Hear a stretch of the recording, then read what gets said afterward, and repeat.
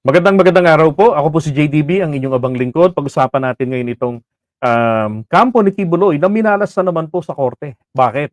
Ang Court of Appeals ay ibinasura ang Temporary Protection Order.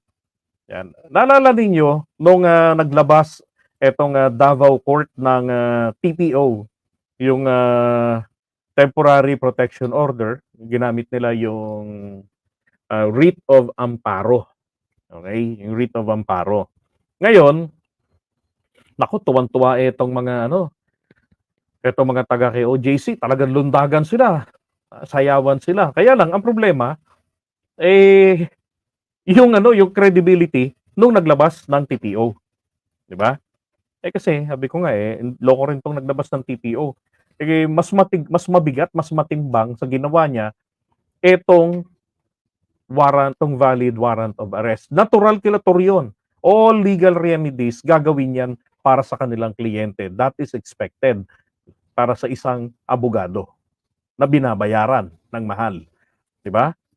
Ngayon, nakakaawa naman po itong mga taga KOJC kababaihan na nagbunyi yung mga kabataan na akala po nila napalayas na ang PNP.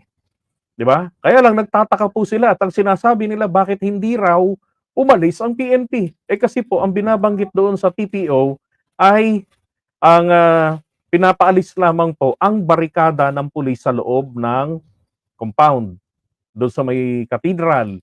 'Di ba? Para makapagsamba sila ng malaya, magawa yung kanilang religious activities at yung mga estudyante. Okay. Ngayon, dahil po alam siguro nakarating din po roon sa doon sa judge na kakasuhan siya ni Boyeng Rimulya. So naglabas po siya ng clarification. Okay? Ito yung clarification niya ni dito yung judge na nitong branch 15 ng Davao City si Duaves. So ang sabi niya rito po, ito daw pong ito as it aims to safeguard the rights and security of the petitioners, its nature is immediately executory. Okay, ito.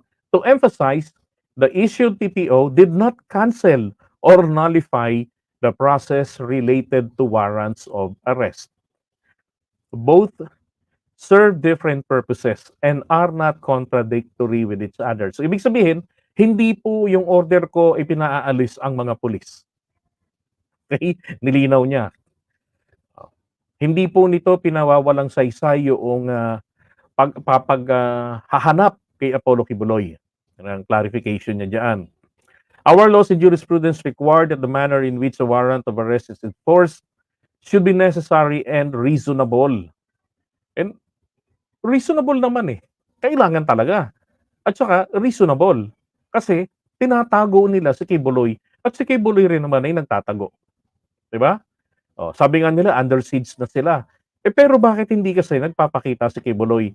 Sabi naman ng iba, karapatan daw ng mga Pilipino ang proteksyon ng kanyang gobyerno.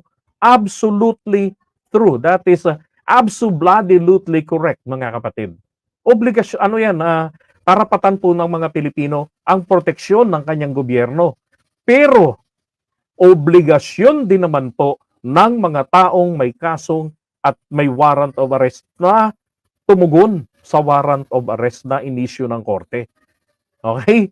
May proteksyon din naman siya bilang mamamayang Pilipino. Yun nga lang, nakakulong siya. Ang gusto kasi pong mangyari ng mga ito, meron kang warrant of arrest, susuko ka, pero hindi ka ikukulong.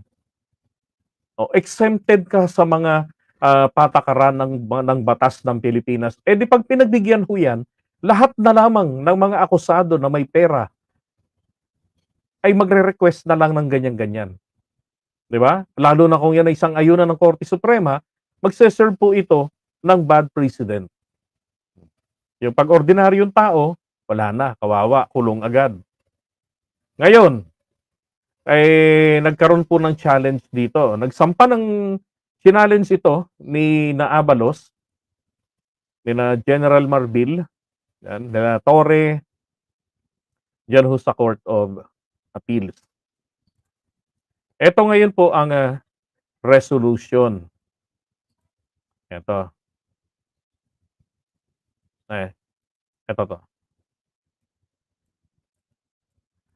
Wherefore premises considered the Temporary Protection Order or TPO dated August 27 is hereby declared null and void. Patay. So from the very beginning, yun pong kanilang, utos ng judge diyan na alisin yung barricade ninyo, mga ganyan. Eh, lahat po kumbaga ni-restore nito kasi sumunod ng kahit papaano yung mga pulis, eh. Binuksan nila yung daanan, pinaluwag nila. Ang ginawa naman ng mga taga KOJC, putik na yan, sila naman yung hinihigpitan. So lahat po ng, binabanggit doon sa TPO na yun, ha, pati yung pagpaalis ng barricade gano'n, wala na hong bisa yoon. So puwede hong ibalik yun ng mga kapulisan and in fact, 'di ba, ginawa naman nila. Hmm. So malas nila ngayon. Ngayon ang problema, hindi ho kasi dapat nakikialam sa ganyan eto pong, judge ng Davao City. Kasi po meron ng ano, eh, ang sinasabi dito, ha, sa binabang desisyon na 'to, ang korte kasi nung, Korte Suprema ho ang pinag-uusapan natin dito ay andito binanggit yan dito, eh. Yan, ang Korte Suprema po kasi ay naglabas na ng kanilang desisyon ng kautusan at ito'y executory na i-transfer lahat ng mga bagay-bagay na may kinalaman sa kaso ni Apollo Kibuloy sa RTC branch diyan po sa Quezon City. Oh. And therefore, hindi na ito dapat pang panghimasukan pa ng judge ng Davao City. So siguro kung meron ditong dapat po nilang hiningian ng, TPO, wala hong iba kung hindi ang Korte Suprema. Kasi Korte Suprema na ang huling nagsalita tungkol sa bagay na yan sa kaso ni Apollo Kibuloy. Okay? Ngayon, ito, dati ko na pinakita sa inyo 'to, eh. Yan pong judge na yan, eh, minsan na rin po yang na ano, na warningan ng Korte Suprema rin ng Supreme Court, Bakit po siya na ano, napagsabihan? Kasi po, ang ginagawa niya merong mga kliyente siya sa civil case tungkol sa lupa na awayan. Ang ginagawa niya ho, tine-text niya yung mga sangkot sa kaso. Yung magkakabilaang partido. Bakit? Para daw i-link pare-pareho. Uy, hindi ho dapat ginagawa ng isang judge yun, 'di ba? Dapat kung meron siyang gustong ganyang gawin, eh, di pagka nagkaharap-harap sila, para pag, ugnay-ugnayin niya yung mga magkabilang panig para ma-resolve yung problema nila. Yun ang nangyari rito. Wala namang sinasabing corruption or whatever. Ang sinasabi lang rito is napaka-unprofessional naman ang dating nung gano'ng ginawa. And kahit na po sila'y judge at may hawak ng kaso, still kailangan po nilang i-maintain ang magandang imahe ng mga abogado, ng judicial system natin. Okay? Yun naman po yung, layunin dito. Oh, kaya naku, sabi ko kawawa naman yung mga taga KOJC na mga umasa na naman ng, 'di ba? Kasi ang sinasabi rin naman sa kanila, eto raw pong mga taga KOJC, eh, hinaharas ng kapulisan. Alam niyo ho, ang dami ng mga videos ang nagpapakita ng panghaharas. Eh, wala hong iba kung hindi po itong mga taga KOJC. Sila yung mga nanghaharas sa mga kapulisan. Ang, kanilang ginagamit, eh, naka-record ka, naka-video kami, naka-live kami, 'di ba? You'll be caught on tape. Gano'n ang kanilang ginagawa, gano'n sinasabi. Pero 'di ba may video rin, kita niyo naman, hinagisan ng gabolang bato, tinapyahan ng, pinaghalong sabaw ng jebs at panis na pagkain at ihi ang mga kapulisan 4 na beses. Nakunan 'yan ng PRO-11. Oh, 'di ba? Kalokohan pa yung gagawa ng mga taga KOJC. Sabi ko nga, kaysa naman sa ganyan na magkabutas-butas yung lugar ninyo, meron pang i-issue yung sinasabi rin itong sila Attorney Torion. Um, Pinatitigil nila yung mga pulis sa paghuhukay. Bakit? Dahil po malapit ng matukoy ang, tunnel ni Kibuloy. Ang sabi nila, ano daw, nakakaapekto daw po ito sa integrity ng gusali. Kalokohan. paano makakaapekto sa integrity ng gusali, 'di ba? Eh, kahit doon ka maghukay, doon sa may gitna niyaan, iyan naman po ay may mga poste yan, may mga beam yan, konkreto yan. Hmm, puwede ka nga maghukay roon ng lupa at magawa ka ng Poso Negro, eh, 'di ba? Kaya nga ako, bakit 'pag Poso Negro hindi makakaapekto sa integrity ng gusali kapag naghukay? Pero 'pag yung mga pulis para hanapin ang lungga ni Kibuloy, makakaapekto. And this is what I was saying, lahat ng mga puwede nilang gawin para mapigilan na mahanap si Apollo Kibuloy, lalo lang ho kasi talaga nilang pinakikita rito sa ginagawa nila, why so overprotective, 'di ba?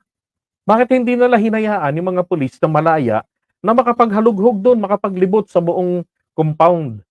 O kahit hanapin siya sa likod ng posporo, hayaan nila sana. Kung hinayaan po nila at wala ho talagang nakitang Apollo Kibuloy dun, malamang po sa mga oras na 'to, wala na yung mga pulis dun. Baka may ilang araw nang, halos isang linggo nang wala na yung mga pulis dun. Eh, nangyari, 'pag merong isinamang 60 para inspeksyon, ang gagawin pipigilan 10 lang, 'di ba? Eh, 'di mga taga KOJC nakakapagpatagal, hahalughugin po nila, hindi po bastang dadaanan lamang nila. Hahalugugin nila 30 hectares po yung laki ng lupain. Idagdag mo pa yung isang katutak na mga kwarto at yung mga daanan nila doon.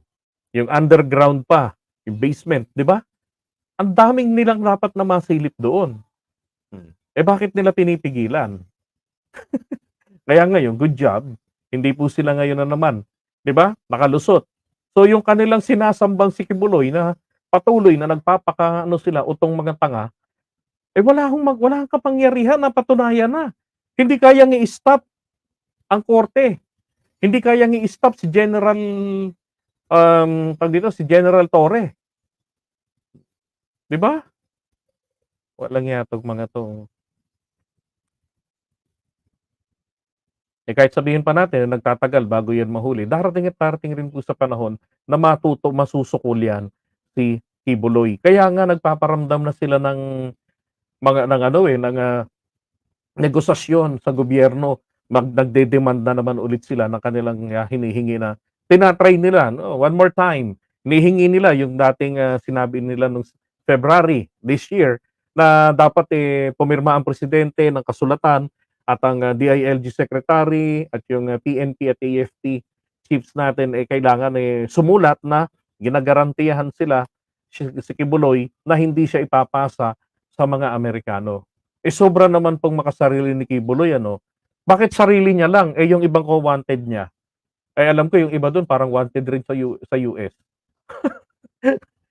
'Di ba? Bakit siya lang? Oo. Eh, kaso matigas ang presidente, 'di ba? Ang sabi nga ni PBBM, eh, hindi na kami 'pag naglabas na ng warrant ang korte, wala na sa'min 'yan, papatupad na lang namin ang warrant. Huhulihin na lang namin siya. Ang magdedesisyon dito sa kanyang kahilingan, eh, ang korte. Totoo, korte na talagang may hawak ng kanyang kalayaan. Papayagan bang ipasa ka sa iba o hindi? So, kailangan mong hingiin 'yan, kailangan mong kausapin ang korte. O yung korte sa Quezon City o kausapin ninyo ang Supreme Court, 'di ba? Kailangan tanong, meron ba tayong jurisprudence sa ganyan, na isang, pastor o pastor-pasturan tapos bilyonaryong tao, wanted sa Amerika sa iba't ibang mga kaso at dito sa Pilipinas ay puwedeng mag-request kasi 'di ba, napakalakas sa mga politiko. Maraming mga nagkakautang na loob sa kanya.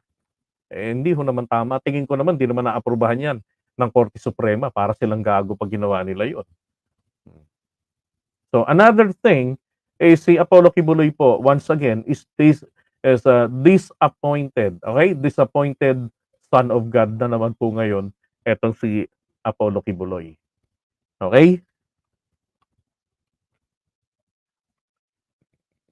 Ay naku, kawawa naman, minalas. Minalas na naman sila. Kaya kung, namatay silang mga members, silang may kasalanan. Correct, 'di ba? Hindi galing sa kailan lang, may napanood ako kagabing, video na dinumog ng mga pulis yung isang lalaki. Bakit? Kasi ho, ultimong basurang ilalabas ng mga pulis, ang gusto ng mga taga KOJC iinspeksyonin. Bakit? Ano ba naisip ninyo? Pinaliit si Kibuloy? Nilagay dun sa supot ng basura at itinakas? Yun nga yung sinasabi ko eh. Kung 10 lang yung taong pumunta diyan o 5, kung itong, libo-libong pulis, they call it overkill.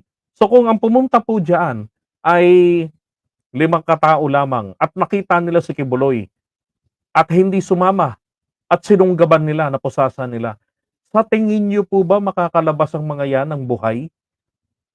Oh, 'yan po ang tanong na hindi po man lamang binibigyang pansin ng mga taga KOJC. Kahit nga sa live ng vloggers tinatanong ko, eh, "O kayo po naniniwala kayo na kapag nahuli si Kibuloy, eh, ng, 5 tao, ng, 2 pulis, isang barangay captain, tsaka ano, 2 kagawad ng barangay, naniniwala po kayo na makakalabas pa sila ng buhay diyan, na hindi magre-resist yung mga alagad ni Kibuloy?" Ayun nga lang hinahanap siya, grabe resistance, eh. 'Di ba, yung June 10, anong ginawa nila? Imbis na buksan ang gate papasukin nung dumating ng madaling araw, anong ginawa nila? Hinarang nila para makatakas. Oh, winater cannon yung mga pulis, pinalo ng tubo yung SAF, nagawa pa nga nun, nagharang na sila ng ano nila, ng, fire truck nila, eh. Kaya yung fire truck na yun, kinuha po ng kapulisan yun.